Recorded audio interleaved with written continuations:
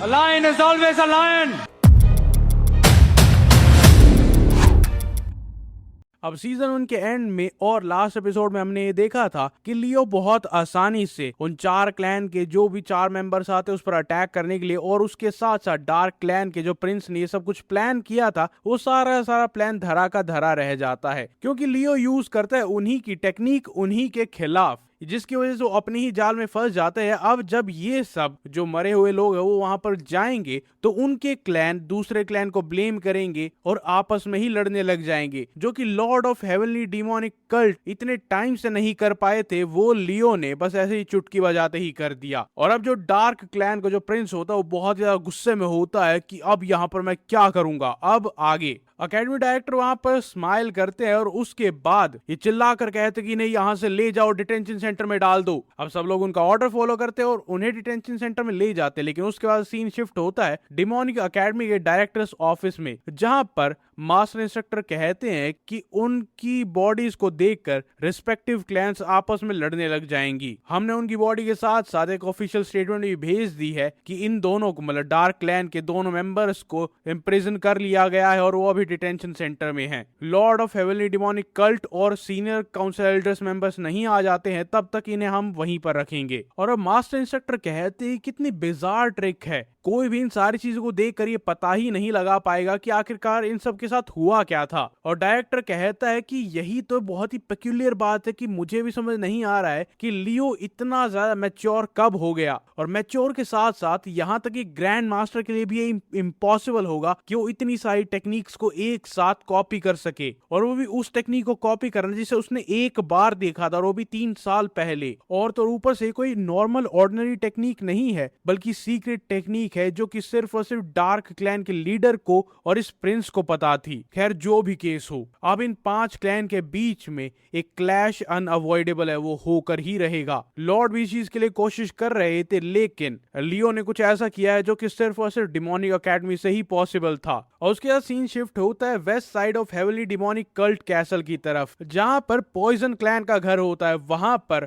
उनके एक मेंबर का, जो कि उनकी और फैमिली का एक और प्रिंस था, उसकी बॉडी वहां पर पहुंचती है और वहां पर सब लोग दुख से बस भर जाते हैं, क्योंकि उनकी फैमिली के साथ इतनी ट्रेजेडीज हुई थी कि कोई सोच भी नहीं सकता। सबसे पहले उनका जो एयर कैंडिडेट था उसका डेंटियन डिस्ट्रॉय हो गया, उसके बाद जो उनका क्लैन लीडर था वो हार गया, मारा गया, और अब एक और वारिस यहां पर मारा गया है। और जो पॉइजन क्लैन का वाइस लीडर था वो गुस्से से पागल हो जाता है। मैं बस रुकना चाहता था जब तक हम अपने फादर की स्पिरिट को मौन नहीं कर लेते, लेकिन उन्होंने हद कर दी, उन्होंने सारी लाइंस को क्रॉस कर दिया है। और उसके बाद वहां के जो कोर मेंबर्स होते हैं वो कहते हैं कि आप बिल्कुल सही कह रहे हैं, हम बार बार डार्क क्लैन के हाथों में जाकर खिलौना नहीं बन सकते हैं। और आई एम श्योर कि सब लोग यहाँ पर अवेयर होंगे कि हमारे लीडर ने अपना फैसला तब बदला था जबकि डार्क क्लैन की लेडी मो यहाँ पर आकर उनसे बात करके गई थी, वरना वो 6th टेस्ट को रिजेक्ट करने वाले थे और उसी 6th टेस्ट की वजह से वो मारे गए थे। और इतना सब कुछ होने के बाद भी हमारे लीडर के फ्यूनरल पर वो वहां पर आकर अपना मुंह दिखा रही थी। और वाइस लॉर्ड कहता है कि लेडी मो हमेशा से हमारे पॉइजन क्लैन पर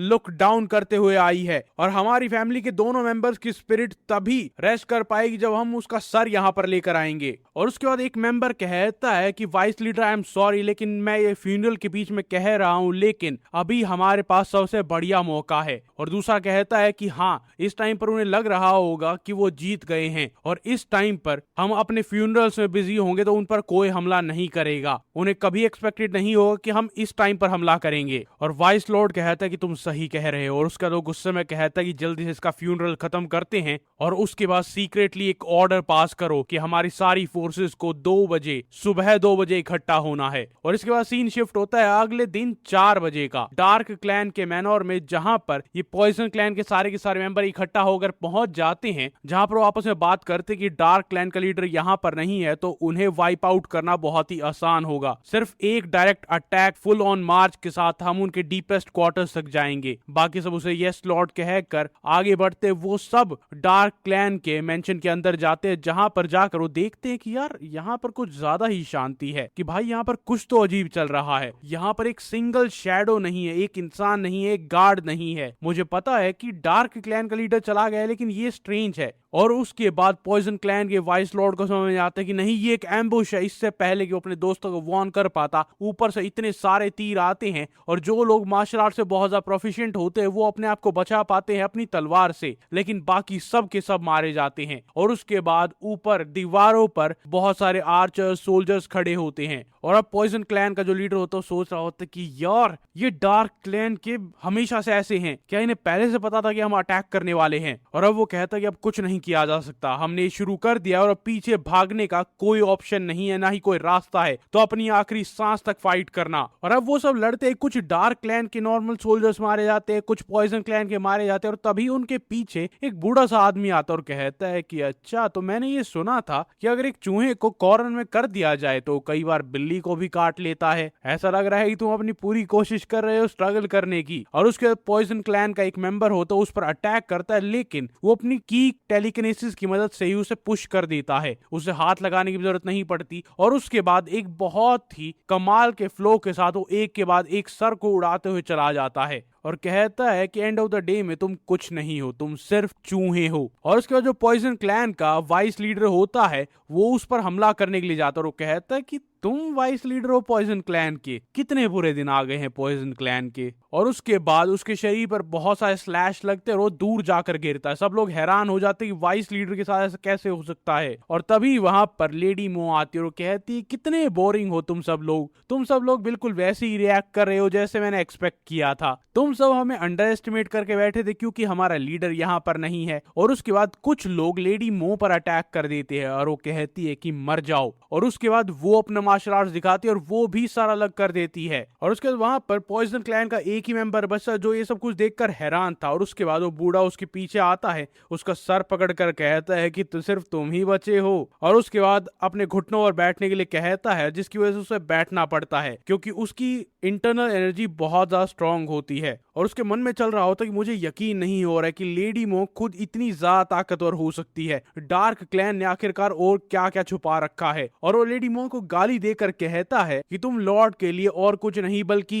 कुछ वर्ड है जो मैं यहाँ पर नहीं बोल सकता, तो तुम अपनी ताकत इतने लंबे टाइम से छुपा रही थी। और वो कहती कि मैं छुपा नहीं रही थी, मैं बस किसी को दिखा नहीं रही थी। और उसके बाद वो कहता कि तुम्हें क्या लगता है मैं यहाँ पर तुम्हारे साथ वर्ड प्ले करने के लिए आया हूँ? लेकिन इससे पहले वो अपना सेंटेंस कंप्लीट करता है और कुछ बोलता, वो उसका भी सर कर देती है। और उसके बाद वहां पर एक सोल्जर आकर बताता है कि हमने सारे के सारे चूहों को मार दिया है। और वो कहते हैं कि अच्छी बात है, लेकिन यार कितनी बेकार बात है कि अब हम इनका और ज्यादा यूज नहीं कर सकते हैं, वरना ये हमारे पर्पस के लिए अच्छे से काम आते। और उसके बाद वहां पर उसका एक सर्वेंट कहता है कि माय लेडी, पॉइजन क्लैन ने भी हमें एम्बुश करने की कोशिश की है, क्या आपको पक्का यकीन है कि ब्लेड क्लैन ऐसा नहीं करेगी? और वो कहती कि तुम्हें चिंता करने की कोई जरूरत नहीं है, ब्लेड क्लैन कभी भी ऐसा मूव नहीं करेगी। अब वो अपने क्लैन लीडर के बिना ऐसा कोई काम नहीं करते हैं। वो कहता है कि ठीक है, तो क्या माय लेडी कल हमें अपने लोगों को वहां पर भेजकर डिमोनिक एकेडमी से यंग मास्टर की कस्टडी ले लेनी चाहिए? और वो कहती है कि नहीं, उसे वहीं पर रहने दो, वो डिजर्व करता है, वो थोड़ी रिफ्लेक्शन डिजर्व करता है कि उसके एक्शंस क्या थे। और वो कहते हैं लेकिन माय लेडी ऐसा क्यों,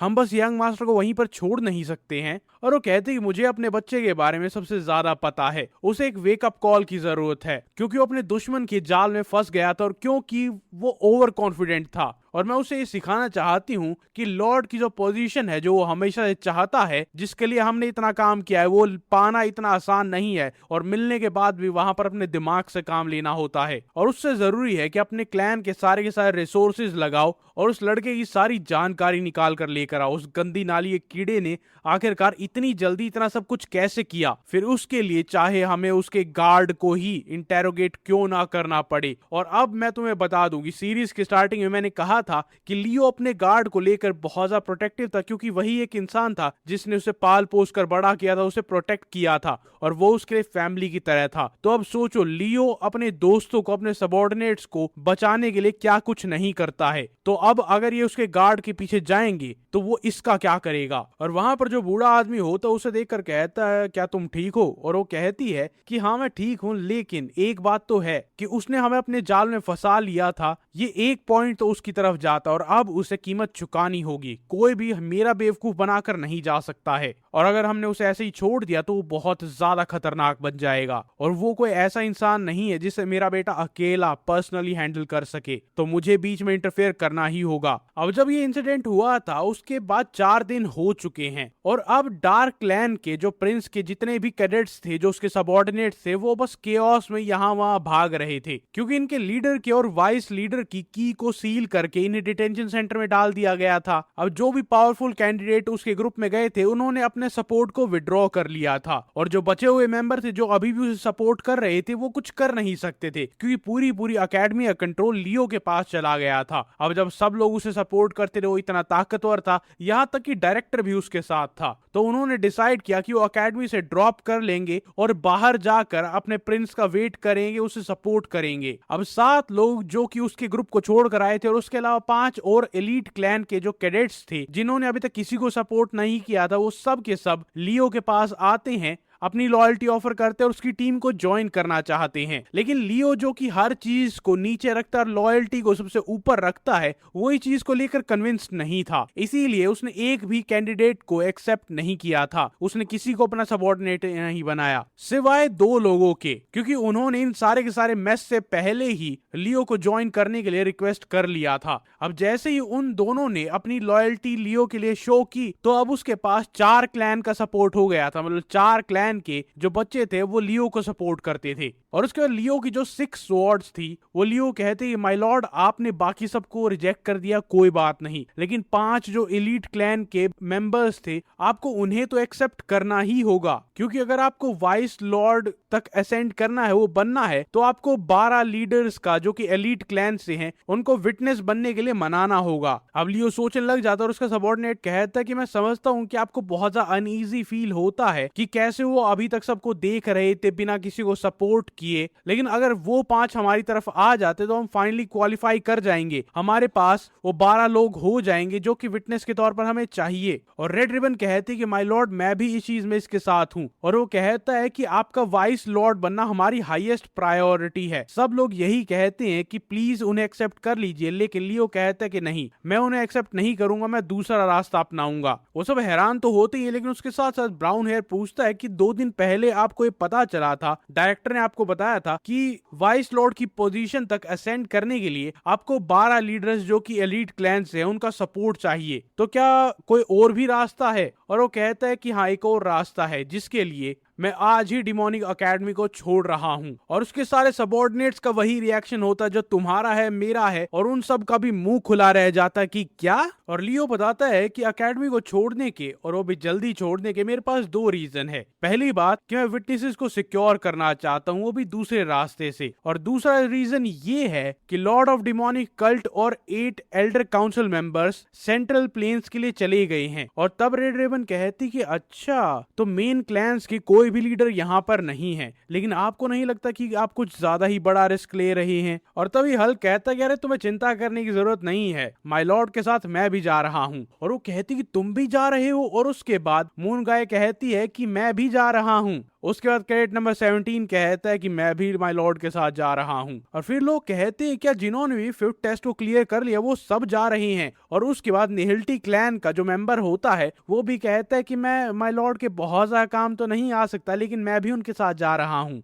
और उसके बाद हल्क कहते हैं कि मैं माफी चाहता हूं कि तुम सबको ऐसे पता चल रहा है। उसके बाद बहुत सारे लोग कहते हैं कि तो हमें भी जाने दो, लेकिन उसके बाद लियो कहता है कि मैं तुम्हारी लॉयल्टी को लेकर अवेयर हूं, लेकिन अगर तुम्हें मेरी मदद करनी है, तुम मेरे लिए एक एसेट बनना चाहते हो, तो यहीं पर रहो, अपने मार्शल आर्ट्स को प्रैक्टिस करो, स्ट्रॉन्ग बनो, और 5th टेस्ट को क्लियर करने के बाद हम एक साथ दोबारा से ज्वाइन कर पाएंगे। और उसके कैडेट्स इस चीज को सुनकर बहुत ज्यादा मूव हो जाते हैं कि हम उनके लिए बहुत ज्यादा बड़ी ग्रेट स्ट्रेंथ नहीं है, लेकिन उसके बाद भी वो हमारे बारे में सोच रहे हैं कि हमें और ताकतवर बनना चाहिए। और उसके बाद बॉन्ग फाइनली अपने आप को कंट्रोल नहीं कर पाता है, उसके चेहरे पर एक्सप्रेशन दिखाई दे रहे होते, जिसे देखकर जोंग सोचता है कि यार ये बॉन्ग माय लॉर्ड का पहला सबऑर्डिनेट था और इसे काफी बुरा लग रहा होगा ये नहीं जा पा रहा है, लेकिन वो अचानक से चिल्लाता है कि मैं भी माय लॉर्ड के साथ जा रहा हूं, तो तुम्हें चिंता करने की जरूरत नहीं है, तुम तब तक स्ट्रॉन्ग बनो, मैं माय लॉर्ड का ख्याल रखूंगा। और सब लोग हैरान हो जाते कि तुम क्यों जा रहे हो, तुमने 5th टेस्ट को क्लियर भी नहीं किया है। और तब हल्क और मून गाय गाय को याद आता है कि यार ये कैसे रो रहा था और माय लॉर्ड ने अपने साथ चलने के लिए इसे हाँ कह दिया था,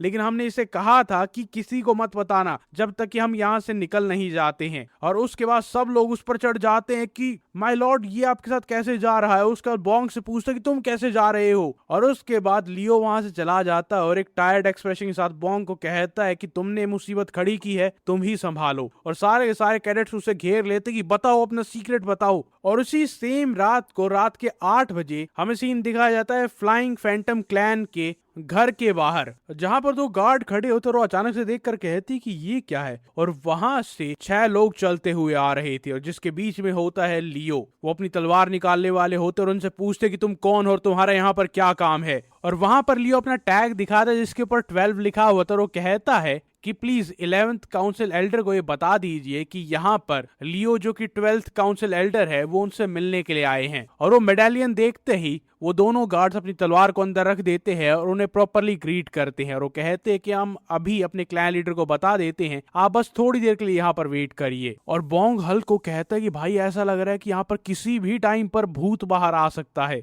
और हल्क कहता है कि हाँ लग तो रहा है। और मून गाय सोचते कि यार जब मैं पिछली बार ग्रैंडफादर के साथ यहाँ पर आई थी तब मुझे इतना स्पूकी नहीं लग रहा था। और वो मन में सोचते कि यार क्या यंग मास्टर उन्हें परसुएड कर पाएंगे। ये आसान होता अगर मेरे ग्रैंडफादर यहाँ पर होते, लेकिन वो सेंट्रल प्लेन्स के लिए गए हैं। और तभी वहां से दरवाजा खुलता है और एक औरत बाहर आती है और वो कहती है कि आप सबसे मिलकर बहुत बहुत अच्छा लगा, मैं यहाँ की डायरेक्टर हूँ, फ्लाइंग फैंटम क्लैन की डायरेक्टर। और बॉन्ग और कैडेट नंबर 17 उसे देखकर हैरान हो जाते कि व्हाइट फाउंडेशन रेड लिपस्टिक, क्या ये आदमी है या फिर औरत है। और उसके बाद वो हल्क की तरफ देखकर कहती है कि मैंने सुना है कि 12th काउंसिल एल्डर यहाँ पर है, क्या वो आप हैं। और हल्क देखता है कि मैं, अरे नहीं नहीं वो ये हैं।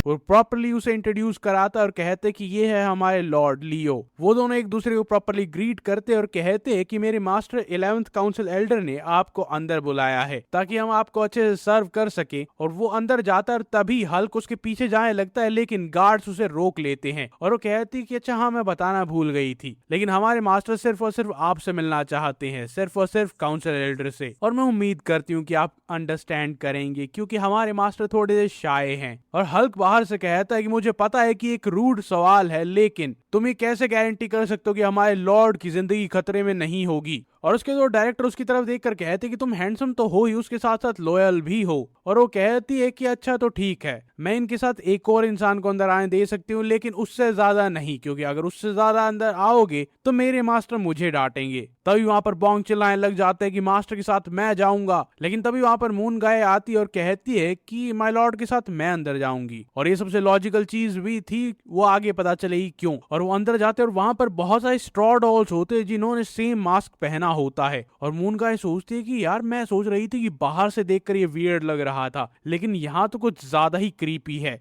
अब वो अंदर जाती है और कहती है कि मास्टर मैं गेस्ट को यहाँ पर लेकर आई हूँ। लेकिन जब मून गाय और लियो वहां पर जाते तो हैरान हो जाते हैं, वहां पर 1 2 7 एक जैसे दिखने वाले लोग होते हैं। और लियो के मन में आता कि मैंने सुना था कि 1000 फेस फैंटम दुनिया का ग्रेटेस्ट स्किन मास्क मेकर है, लेकिन मैंने कभी नहीं सोचा था कि वो इतना ज्यादा रिफाइंड होगा कि वो अपने जैसे दिखने वाले 7 और लोगों को एक साथ यहाँ पर रखेगा। वो दिखने में बिल्कुल एग्जैक्टली सेम है, यहाँ तक कि वो बिहेव भी सेम करते हैं। वो सब एक साथ उठते हैं, अपने आप को इंट्रोड्यूस करते हैं कि मैं हूँ leader of flying phantom clan. और मून गाय उसे देखकर सोचते क्या यही अंकल वान है। और वो साउंड टेलीपैथी की मदद से उन्हें बताती है कि यंग मास्टर ये बिल्कुल अलग दिख रहे हैं, मुझे जो इनकी शक्ल याद है ये बिल्कुल भी ऐसे नहीं दिखते थे। और लियो इस टाइम पर बहुत ज्यादा सीरियस होता और वो सोचता कि मैंने सुना था कि ये मिस्चीवियस है, लेकिन इन सब का क्या मतलब है। अब लियो अपने आप को इंट्रोड्यूस करता और वो कहते हैं कि हाँ मुझे पहले से पता है कि आप कौन है, तो प्लीज आइए हमारे साथ चाय एंजॉय करिए। और उसके बाद वहां पर मून गाय कहती है कि मैं डार्क ड्रैगन पाम क्लैन से हूँ। अंकल बहुत टाइम हो गया है, लेकिन मैं पहले यहाँ पर अपने ग्रैंडपा के साथ आई थी। और वो उसकी तरफ देखते हैं, 1 सेकंड का पॉज लेते और उसके बाद कहते हैं कि अच्छा हाँ बहुत टाइम हो गया है, मैंने तुम्हें तुम्हारे भाई के साथ देखा था तो अकेडमी में एंटर करने से पहले। ऐसा लगता है तुमने अपने मास्क की अच्छी देखभाल की है। और वो कहती है अच्छा आपको याद है, और मून गाइड लियो को साउंड टेलीपैथी की मदद से बताती है कि यंग मास्टर यही है काउंसिल एल्डर, यही वो एक इंसान है जिन्हें पता है कि मेरा स्किन मास्क इन्होंने बनाया था। उसके बाद लियो सीधा पॉइंट पर आता और कहता है कि सर क्या आपको ये पता है कि मैंने ये मीटिंग क्यों रिक्वेस्ट की थी? और मून गाइड सोचती है सीधा डायरेक्ट पॉइंट पर आ रहे हैं, कोई हाय हेलो नहीं। और वो कहती क्या तुम यहाँ पर मेरा जेड मेडालियन ऑब्टेन करने के लिए नहीं आए हो ताकि तुम वाइस लॉर्ड की कुर्सी तक असेंड कर सको? और लियो कहते तो आपको पता है, और वो कहते कि हाँ क्योंकि यही एक रीजन हो सकता है कि तुम आधी रात को यहाँ पर आओगे, वो भी बैटल ऑफ एयर्स को जीतने के बाद। तुमने एकेडमी को छोड़ दिया है, बैटल ऑफ एयर्स को जीत लिया है, तो एक ही रीजन बचता है। अब उस पोजीशन तक असेंड करने के लिए दो तरीके हैं, या तो 12 लीडर्स जो कि एलीट क्लैन से हैं उनको विटनेस के तौर पर रख लो, या फिर जो 12 काउंसिल एल्डर्स हैं उनमें से 3 एल्डर्स तुम्हें सपोर्ट करे वाइस लॉर्ड बनने के लिए। और एक जेड मेडालियन सर्व करता है आइडेंटिफिकेशन के तौर पर कि उन काउंसिल एल्डर्स ने तुम्हें अपनी लॉयल्टी ऑफर की है और तुम्हें सपोर्ट किया है वाइस लॉर्ड के कैंडिडेट बनने के लिए। और लियो कहता है बहुत अच्छी बात है, अब मैं एक काउंसिल एल्डर के तौर पर आपसे बात नहीं कर रहा हूं, मैं वाइस लॉर्ड के कैंडिडेट की तरफ से बात कर रहा हूं, और इसीलिए मैं एक प्राइवेट मीटिंग रिक्वेस्ट करता हूं। और 11th काउंसिल एल्डर कहते हैं कि मैं तुम्हें शुरुआत से ही वाइस लॉर्ड कैंडिडेट की तरह ही ट्रीट कर रहा था। और लियो कहते हैं कि क्या? और 11th काउंसिल एल्डर कहते हैं क्या तुम्हें पता नहीं है कि जेड मेडालियन के बदले में हम तुम्हें टेस्ट कर सकते हैं? और वो कहते कि मैं तुम्हें कुछ टाइम देना चाहता था ताकि हम बात कर सके, लेकिन अब अगर तुम डायरेक्ट पॉइंट पर आ गए हो तो मैं भी तुम्हारा टाइम वेस्ट नहीं करूंगा। मैं दो चीजें टेस्ट करना चाहता हूं, पहली है तुम्हारी ऑब्जर्वेशन स्किल, क्या तुम ये पता लगा सकते हो कि हम सब में से क्लैन लीडर कौन है? और मून गाय सोचती कि यार ये तो बहुत ज्यादा डिफिकल्ट है, इनकी स्किन मास्क एक जैसा बिल्कुल प्रिसाइज है, रिंकल्स तक एक जैसी, इनका फेस शेप एक जैसी है, कपड़ा एक जैसा, इनके बैठने का तरीका एक जैसा है, और तो इन्होंने कई सालों तक ये सारी चीजों प्रैक्टिस किया है। और इन्हें डिसर्न करना कि कौन असली है ये बिल्कुल भी आसान काम नहीं है, फिर चाहे तुम्हारी की सेंसेस कितनी भी कमाल की क्यों ना हो। और वो कहते कि मैं तुम्हें बस ऐसी गैस करने के लिए नहीं कहूंगा, तुम अपना टाइम ले सकते हो, हम चाय पी सकते हैं, बैठकर बात कर सकते हैं, लेकिन लियो कहता है कि मैंने ढूंढ लिया। और वो कहते कि क्या?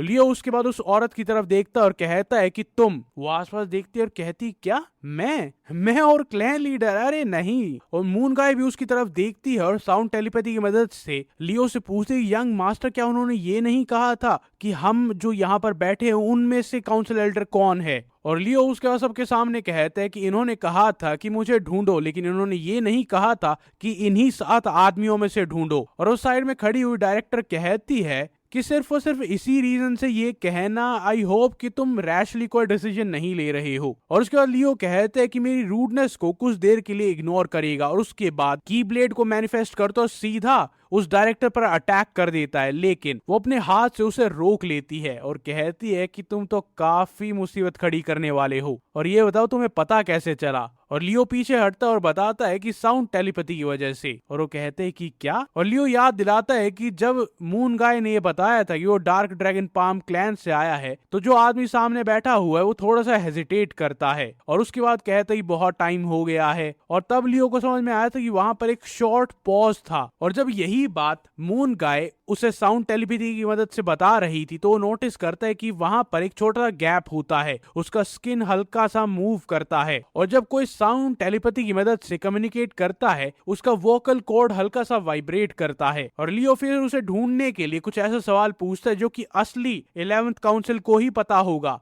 ताकि वो नोटिस कर सके किसका वोकल कॉर्ड हिल रहा है। और तब लियो पूछता है कि आपको पता है कि मैंने मीटिंग क्यों रिक्वेस्ट की है? और उस टाइम पर वो नोटिस करता है किसी का भी वोकल कॉर्ड वाइब्रेट नहीं कर रहा था, और लियो सोचता है क्या मेरी हाइपोथेसिस गलत थी? और लियो नैनो से पूछता है कि क्या तुम कोई भी साउंड को या फिर साउंड वेव्स को, जो छोटी से छोटी साउंड वेव हो, उसे नोटिस कर पा रहे हो? और नैनो कहता है कि हाँ। और उसके बाद नैनो कहता है कि देखो ये कौन से काउंसिल एल्डर साउंड टेलीपैथी का यूज कर रहा है। लियो बात करता रहता है और जहां पर नैनो एनालाइज करता है साउंड फ्रीक्वेंसी साइड से आ रही है, और इसी की वजह से लियो ये पता लगा पाया कि आखिरकार असली काउंसिल लीडर कौन है। लेकिन वो मन में सोचता है कि लेकिन मुझे सब कुछ रिवील करने की जरूरत नहीं है कि मैंने कैसे ढूंढा। और वो बस इतना बताता है कि जब आपने मून गाय को ग्रीट किया तो वहां पर एक हल्का सा डिले था, जिससे मैं समझ गया था कि कोई ना कोई साउंड टेलीपैथी का यूज कर रहा है, और इनमें से किसी के वोकल कॉर्ड्स मूव नहीं कर रहे, तो मुझे पता चल गया तो यहाँ पर एक ही इंसान है जो साउंड टेलीपैथी का यूज कर रहा है और यहाँ पर नहीं बैठा है, जो कि सिर्फ आप थे। और 11th काउंसिल एल्डर कहता है कि कि मैंने जानबूझकर वो मून गाय वाला जवाब दिया था ताकि मैं तुम्हें अपने ट्रैप में फंसा सकूं, लेकिन ऐसा लगता है कि मैं अपने ही ट्रैप में फंस गया था।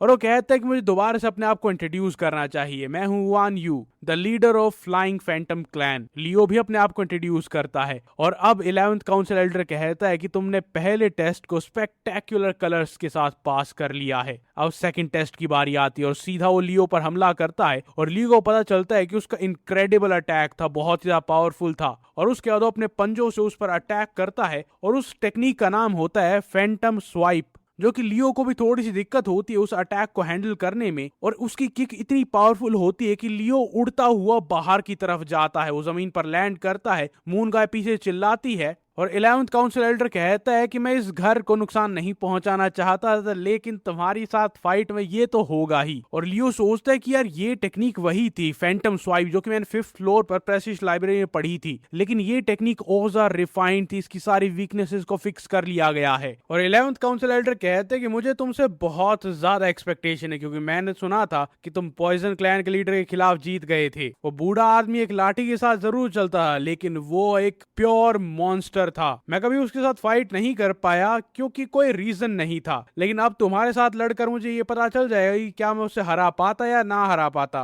और तो मैंने ये भी सुना है कि तुम मास्टर ऑफ ब्लेड हो, क्योंकि तुम्हें खुद राइट गार्डियन ने सिखाया है। और कितनी कमाल की बात है कि मैं भी एक ब्लेड यूजर हूँ, मेरा मार्शल आर्ट स्पेशलिटी है फ्लाइंग फैंटम ब्लेड। लियो अपना व्हाइट ब्लेड निकालता है और तैयार होता है और 11th काउंसिल एल्डर उसे देखकर कहते हैं कि कितना मैग्निफिसेंट ब्लेड है, ये फाइट सच में कमाल की होगी। और कहता है कि अपनी जी जान लगा देना जैसा कि तुमने पॉइजन क्लैन के लीडर के साथ लगाया था। और उसके बाद सीधा उस पर अटैक करता है। लियो भी अपने आप को प्रिपेयर करता है, स्पिन करता है, उस पर अटैक करता है और बाहर उसके खड़े हुए सारे साथियों को पता चल जाता है कि अंदर कुछ तो हो रहा है। और कैडेट नंबर 17 भागता है, दोनों गार्ड्स को लात मारता है और गेट खोलकर अंदर भाग जाता है। और निहिल्टी क्लैन का जो प्रिंस होता है वो सोचता है क्या हमें अंदर जाना चाहिए, क्या ये ठीक होगा। और बोंग कहता है कि हमारे लीडर हमारे लॉर्ड खतरे में हैं, तुम सोच क्या रहे हो, अंदर भागो। और उनकी फाइट की वजह से यहाँ वहां स्लैश जा रहे थे, दीवार टूट रही थी, जमीन टूट रही थी। और जो 11th काउंसिल एल्डर था वो मन में सोच रहा था कि सिर्फ और सिर्फ 20 साल का होने के बाद भी इसका मार्शल प्रावस एक अलग ही लेवल पर है। लेकिन ये पावर काफी नहीं है कि इसने पॉइजन क्लैन के लीडर का सर उड़ा दिया होगा। और 11th काउंसिल एल्डर उसे चिढ़ाता हुए कहता है कि तुम्हें क्या लगता है तुम ये आधी पावर यूज करके मेरा जेड मेडालियन ले पाओगे। और लियो को भी यही लगता है कि मैं बटरफ्लाई डांस टेक्निक से इन्हें नहीं हरा पाऊंगा। और अगर यही बात है तो मुझे टेस्ट कर ही लेना चाहिए। उसके बाद अपने ब्लेड में अपनी की इन्फ्यूज करता है और उसके बाद 11th काउंसिल एल्डर को पता चल जाता है कि ये किस तरह की फॉर्म है, मैंने आज तक ऐसी कोई फॉर्म नहीं देखी है। और लियो ने कहता है कि मैं इन्हें प्रॉपरली कंट्रोल ना कर पाऊं तो प्लीज अपनी पूरी ताकत से इसे ब्लॉक करिएगा। और 11th काउंसिल कहते हैं कि क्या। और उसके बाद लियो अपनी जगह से जंप करता है और पूरी ताकत के साथ अटैक करता है। वहीं दूसरी तरफ 11th काउंसिल एल्डर भी अपनी ब्लेड टेक्निक से पूरी ताकत के साथ उसे ब्लॉक करने की तैयारी करते हैं। फ्लाइंग फैंटम ब्लेड का यूज करते हैं और लियो यूज करता है अल्टीमेट टेक्निक का। वहां पर वो दोनों क्लैश करते हैं, जहां पर 11th काउंसिल एल्डर के हाथ पर खून आ जाता है और उसके बाद लियो एक मॉन्स्टर की तरह पूरी ताकत से उस पर अटैक करता है। 11th काउंसिल एल्डर के हाथ से वो ब्लेड जा चुका था और वो बस चिल्लाकर कहते कि नहीं। और उसके बाद एक बहुत बड़ा धमाके की आवाज आती है। वहां पर क्या हुआ उससे पहले में ये दिखाया जाता है कि तब तक उसके सबऑर्डिनेट्स क्या कर रहे थे। कैडेट नंबर 17 भागते हुए आ रहा है, तभी वहां से कोई आता है और उस पर अटैक कर देता है। वो उसे ब्लॉक करता है और जंप करता है और ये नोटिस करते कि क्लॉ टेक्निक थी। और वो कहते हैं यंग मैन तुम कहां चले जा रहे हो, तुम्हारे पास अंदर आने की परमिशन नहीं है, तुम्हें क्या लगता है कि ये कौन सी जगह है। ये कोर मेंबर होता है फ्लाइंग फैंटम क्लैन का। और उसी के बाद वहां पर हल्क, निहिल्टी क्लैन प्रिंस और तो और बोंग भी वहां पर आ जाता है। वो चारों एक फॉर्मेशन बनाते हैं और उनके चारों तरफ फ्लाइंग फैंटम क्लैन के मेंबर्स होते हैं। वो सब अपनी तलवार निकाल लेते हैं और तैयार होते हैं लड़ने के लिए। और निहिल्टी क्लैन का जो प्रिंस होता है वो कहता है कि ये बिल्कुल वैसा ही जा रहा है जैसा मैंने सोचा था। उन सारे के सारे गार्ड्स ने एक जैसा मास्क पहन रखा था। और बोंग कहता है कि इनकी प्रेजेंस बहुत ज्यादा टेरेबल है यार। और फैंटम क्लॉ क्लैन का वो कोर मेंबर कहता है कि एक नहीं बल्कि 4 इंट्रूडर्स, क्या तुम्हारा दिमाग खराब हो गया है? आखिरकार तुम कौन सी क्लैन से हो जो तुम इतने ज्यादा इल मैनर्ड हो? क्या तुम्हें किसी ने तमीज नहीं सिखाई? कैडेट नंबर 17 गुस्सा हो जाता है कि तुम बड़े बात करने वाले हो। और तभी हल्क कहता है कि मैं डार्क फिस्ट क्लैन से हूं। मेरा नाम हल्क है। और वो कहता है कि डार्क फिस्ट क्लैन से, तुम एक एलीट क्लैन से हो। उसके फादर का नाम बताते और कहते हैं कि तो तुम इतने इल मैनर्ड कैसे हो सकते हो कि तुम यहाँ पर बिना परमिशन के किसी के मैनर में आ रहे हो? क्या तुम्हारे फादर ने तुम्हें ढंग से कुछ सिखाया नहीं है? और वो कहता है कि मैं माफी चाहता हूँ कि मैंने आपको डिस्प्लीज किया है, लेकिन हमें यहाँ पर आना पड़ा क्योंकि हमें लगा था कि हमारे लॉर्ड की जान खतरे में है। और वो कहते हैं कि तुम्हारे लॉर्ड? और हल्क बताता है कि हमारे लॉर्ड है लियो, 12th काउंसिल एल्डर। और तब वो सोचता है कि अच्छा, तो वो लॉर्ड लियो थे जो कि क्लैन लीडर से मिलने के लिए आए थे। और अचानक से वहां पर धमाका होता है और हल्क कहता है कि उनके सबॉर्डिनेट के तौर पर हम यहाँ पर खड़े नहीं रह सकते, अगर वो खतरे में हैं तो हम उन्हें बचाने जाएंगे। लेकिन वो कहता है कि माफ करना, मैं तुम्हें इंटरप्ट करने नहीं दे सकता, लीडर ने तुम्हें अंदर नहीं बुलाया तो तुम नहीं जाओगे। और उसके बाद हल्क वहां पर फाइटिंग पोजीशन में आता है और कहता है कि तो मेरे पास कोई चॉइस नहीं है, हम और ज्यादा डिले नहीं कर सकते, हमारी रूडनेस के लिए हमें माफ करना। और वो भी तैयार होता अपनी क्लॉ टेक्निक के साथ कि हम भी तुम्हें अंदर जाने नहीं दे सकते हैं, अगर तुमने एक कदम भी आगे बढ़ाया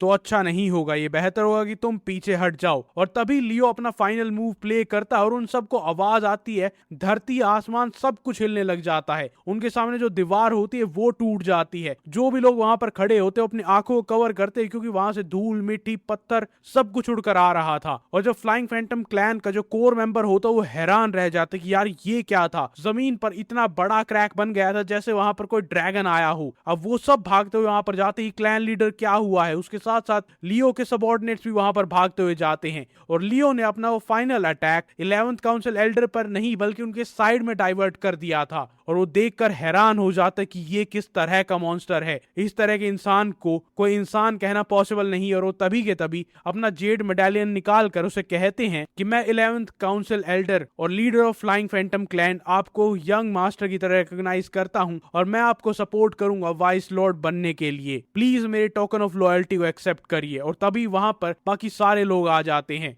और बोंग और कैडेट नंबर 17 के मन में चल रहा होता है कि ये डायरेक्टर नहीं था इस क्लैन का, बल्कि एक लीडर था। और बोंग वहां पर एक स्माइल के साथ आता है और उसकी तरफ देख कर कहता है कि देखा हमारे लॉर्ड ने क्या किया। और वो जो फ्लाइंग फैंटम क्लैन का जो कोर मेंबर होता है वो बोंग को देखकर थोड़ा चिढ़ जाता है, जो कि मोस्टली लोग चिढ़ जाते हैं। और उसके बाद वो सब लोग दोबारा से गेस्ट हाउस में जाते हैं। अब वो बैठकर शांति से चाय पीते हैं और 11th काउंसिल एल्डर उससे माफी मांगता है मिसअंडरस्टैंडिंग के लिए। और लियो कहता है कि आप अभी भी अपना स्किन मास्क पहन रहे हैं, क्या आपकी कोई इंटेंशन नहीं है कि आप अपना रियल चेहरा कभी हमें दिखाएंगे? और वो हंसते हुए कहता है कि हमारा फ्लाइंग फैंटम क्लैन हमेशा से डार्क ऑर्गेनाइजेशन की तरह ही रहा है, जो कि असैसिनेशंस में, एस्पियोनाज में, इन सारी चीजों में काम करता है। तो हम अपना असली चेहरा किसी को रिवील नहीं कर सकते सिवाय लॉर्ड ऑफ डिमोनिक क्लैन। और मैं आपको अपना चेहरा तब दिखाऊंगा जब आप वाइस लॉर्ड की पोजीशन तक, या फिर जब आप इस क्लैन के लॉर्ड बन जाएंगे। और तब लियो पूछता है क्या हुआनिया आपका बायोलॉजिकल बेटा नहीं है? और वो कहता है कि अच्छा, तो तुम्हें पहले से पता था। और लियो कहते हैं कि मैं हुआनिया से डिमोनिक एकेडमी में मिला था, मैंने परसिस्टेंटली उसे ट्राई किया था परसुएड करने का कि वो मुझे ज्वाइन कर ले, लेकिन वो हमेशा यही कहता था कि उसे किसी को भी फॉलो करने की परमिशन नहीं है,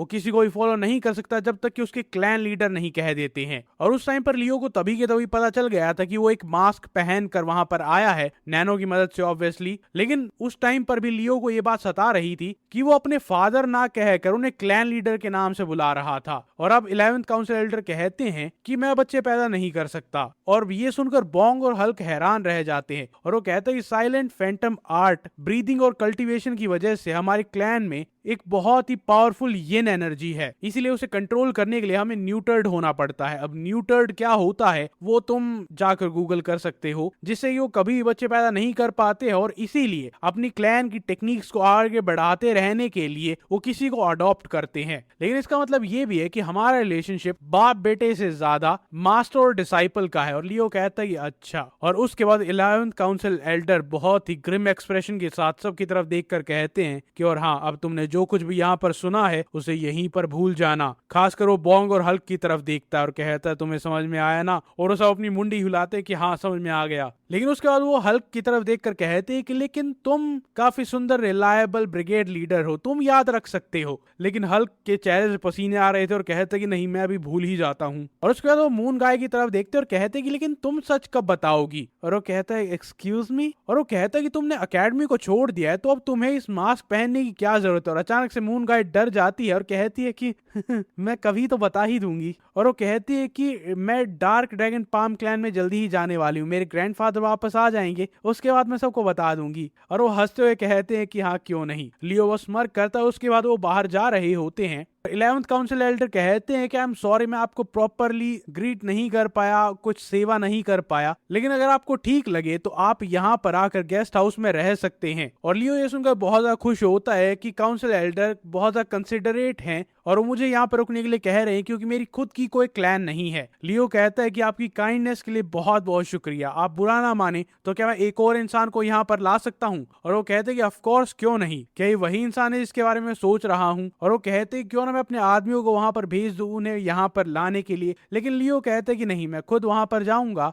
लेकिन आपके ऑफर के लिए बहुत बहुत शुक्रिया। और उसके बाद हेवनली डीमन कल्ट कैसल के साउथ साइड में जहां पर लियो का पुराना घर था, जहां पर वो बड़ा हुआ था, वो वहां पर जाता है। लियो उसे देखकर बहुत ज्यादा खुश होता है कि अब भी बिल्कुल साफ है जैसा कि मैं यहाँ पर पहले देखता था। गार्ड जैंग हमेशा से बहुत ज्यादा डिलिजेंट थे, वो जल्दी उठते थे, साफ सफाई करते थे, मुझे ट्रेन करते थे, खुद ट्रेन करते थे। और अब मैं फाइनली उनसे मिल सकता हूँ और न जाने उनके चेहरे पर क्या एक्सप्रेशन होगा जब वो देखेंगे कि मैं बड़ा हो चुका हूँ। और ये एक रियल कनेक्शन है जो कि लियो के पास तब से है जब से वो बिल्कुल छोटा था। उसके पास कोई पावर नहीं थी, कोई इन्फ्लुएंस नहीं थी, कोई मार्शल आर्ट्स नहीं थे, लेकिन वो एक इंसान जिसने उसे माँ और बाप की तरह प्यार किया था। मून गाय भी उसे देखकर खुश होती है कि तो ये वो घर है जहां पर यंग लॉर्ड पैदा हुए थे, बड़े हुए थे। और अचानक से लियो वहां पर रुक जाता और कहते कि नहीं नहीं नहीं नहीं नहीं नहीं नहीं, उसे गार्ड जैंग की प्रेजेंस फील नहीं हो रही थी। लियो दरवाजा खोलता अंदर जाता है कि चीजें तो यहीं पर हैं, मतलब कुछ भी चोरी तो नहीं हुआ है और ऐसा भी कोई रीजन नहीं है कि उन्हें आधी रात को कहीं पर जाना पड़ा होगा। वो जाकर चीजों को चेक करता है, कुछ भी चीज गर्म नहीं थी, ना ही कमरे में कोई गर्मी थी। इसका मतलब ये है कि ये कमरा कम से कम 3-4 दिन से खाली है।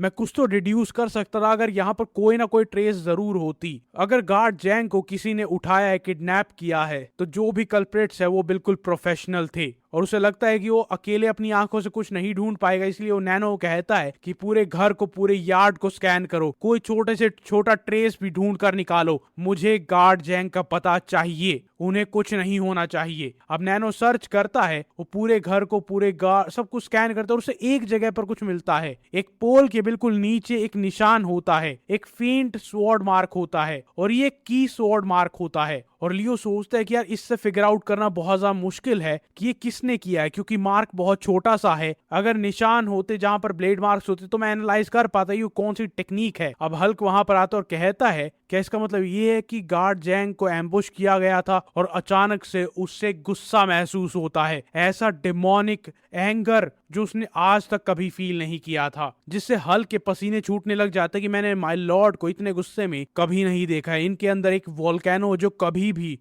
भी इरप्ट हो सकता है। और मैंने जहां तक इनसे सुना था गार्ड जैंग इनके बिल्कुल फादर की तरह थे, तो आई गेस इनका नेचुरल रिएक्शन यही होगा। और तभी वहां पर निहिल्टी क्लैन का प्रिंस आता और कहता है कि अगर ये एक स्वॉर्ड मार्क है तो चीजें काफी नैरो डाउन हो सकती हैं। 6 मेन क्लैन में से जो क्लैन स्वॉर्ड का यूज करती हैं प्राइमरी वेपन की तरह, वो है स्वॉर्ड क्लैन, डार्क क्लैन और साउंड क्लैन। और लियो सोचता है कि इनमें से कौन सी क्लैन हो सकती है, क्योंकि तीनों क्लैन इक्वली सस्पेक्ट्स हैं। क्या मुझे डार्क क्लैन को अपनी लिस्ट से निकाल देना चाहिए क्योंकि वो इस टाइम पर बाकी सारी 4 क्लैन से डील करने में बिजी होंगी? नहीं, वो बहुत ज्यादा कनिंग है। उन्होंने शायद इसी चीज को यूज किया होगा स्मोक स्क्रीन की तरह गार्ड जैंग को उठाने के लिए। तभी बॉन्ग वहां पर आता और कहता है कि माय लॉर्ड क्यों ना हम सारे क्लैंस को सर्च करें जिन पर भी हमें शक है। और वो कहता है कि मैंने जहां तक सुना है कि सारे के सारे क्लैंस के जो एल्डर काउंसिल मेंबर्स है वो एब्सेंट है, तो क्या उन्हें इन्फिल्ट्रेट करना आसान नहीं होगा? और निहिल्टी क्लैन का प्रिंस कहता है कि इतना भी आसान नहीं होगा, उनके बिना भी उनके लीडर्स जो क्लैन में बाकी सारे लोग बचे हैं उनकी स्ट्रेंथ को अंडरएस्टिमेट नहीं किया जा सकता।